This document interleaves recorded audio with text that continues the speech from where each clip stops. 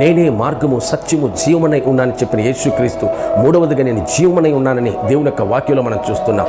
నా ప్రియ సహోదరి సహోదరుడా, ఈ లోకంలో నిత్య జీవాన్ని అనుగ్రహింపజేసే మహిమ కలిగిన దేవుడు యేసు ప్రభు మాత్రమే.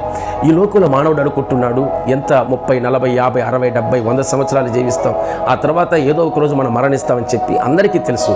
కానీ ఆ మరణం చెందిన తర్వాత ప్రతి మానవునికి కూడా ఒక జీవితం ఉందని చాలామంది అది గుర్తించడం లేదు. నిజంగానే ప్రతి మనిషికి కూడా ఒక మహిమ కలిగిన రాజ్యం ఒకటి ఉంది.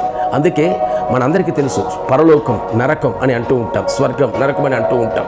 మనిషి చనిపోయిన తర్వాతే చాలా ప్రాముఖ్యమైన ఒక నిత్య జీవాన్ని స్వతంత్రించుకోవాలని దేవుడు ఆ నిత్య రాజ్యాన్ని మన కొరకు ఏర్పరిచి ఉన్నాడు. దేవుని చేత సృష్టింపబడిన ప్రతి ఒక్కరు కూడా ఆ నిత్య రాజ్యానికి చేర్చబడాలని ఉద్దేశంతోనే యేసుక్రీస్తు ఆ నిత్య జీవాన్ని మనకి ఇవ్వడానికి ఈ లోకానికి వచ్చాడు. మానవునికి చాలా ఇంపార్టెంట్. మానవుని యొక్క జీవితంలో దేవుడు అనుగ్రహింపజేసిన ఆత్మ, ఈ ఆత్మ దేవుని యొక్క సముఖంలో దేవుని చేతకు చేరాలి. మన ఆత్మ పరిశుద్ధంగా జీవించాలి.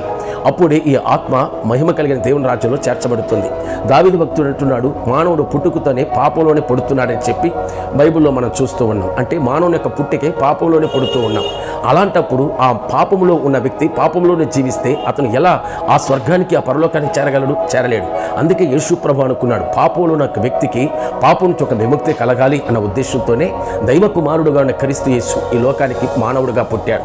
కారణం, పరిశుద్ధుడైన క్రీస్తు యేసు పరిశుద్ధుడిగా పుట్టాడు కాబట్టి, ఆయన జీవించిన 33.5 సంవత్సర కాలం పరిశుద్ధంగా జీవించాడు కాబట్టి, ఆయన పరిశుద్ధ రక్తాన్ని మన కొరకు చిందించాడు కాబట్టి, ఆ పరిశుద్ధ రక్తము చేత నీకు నాకు విమోచన కలిగింపజేసి మనల్ని ఆ పాపములో నుండి విడుదల చేసి పరిశుద్ధులుగాను నీతిమంతులుగాను మార్చి మనల్ని ఆ నిత్య రాజ్యానికి చేర్చాలి అన్నదే దేవుని యొక్క ఉద్దేశం.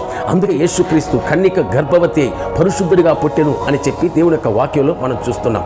ఆయన పుట్టుకలోను పరిశుద్ధుడు, జీవితంలోను పరిశుద్ధంగానే జీవించాడు.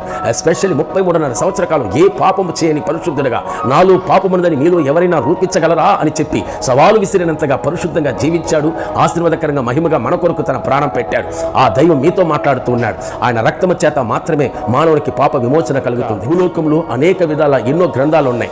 ఒక్కొక్క మతానికి ఒక్కొక్క గ్రంథాలు ఉన్నాయి. ఆ గ్రంథాలంతా వ్రాయబడుతుంది, రక్తం చిందింపబడకుండా మానవునికి పాప విమోచన కలగదు. గ్రంథాల్లో కూడా వ్రాయబడుతూ ఉన్నాయి. మానవుని యొక్క పాపం నివృత్తి చేయబడాలంటే తప్పకుండా ఆ మానవుని యొక్క జీవితంలో పాపం నుండి విడుదల కలగాలి.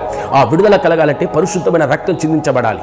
అలాగైతే మానవునికి ఎవరు మన కొరకే పరిశుద్ధ రక్తం చిందించారు? ఒక్కసారి ఆలోచన చేయండి. యేసు క్రీస్తు మాత్రమే మన కొరకు మానవుడిగా పుట్టాడు, మన కొరకు పరిశుద్ధంగా జీవించాడు, మన కొరకు తను తాను బలిగా అర్పించాడు, మన కొరకు తిరిగి లేచాడు. హల్లెలూయా. యేసుక్రీస్తు నామములో ఆ పరిశుద్ధుడైన క్రీస్తు యేసు యొక్క రక్తం ద్వారా మాత్రమే మనకు విమోచన కలుగుతుంది. పాప విమోచనలో మనల్ని శుద్ధీకరించి మనల్ని కూడా ఆ నిత్య రాజ్యానికి చేర్చాలన్నదే దేవుని యొక్క ఉద్దేశం.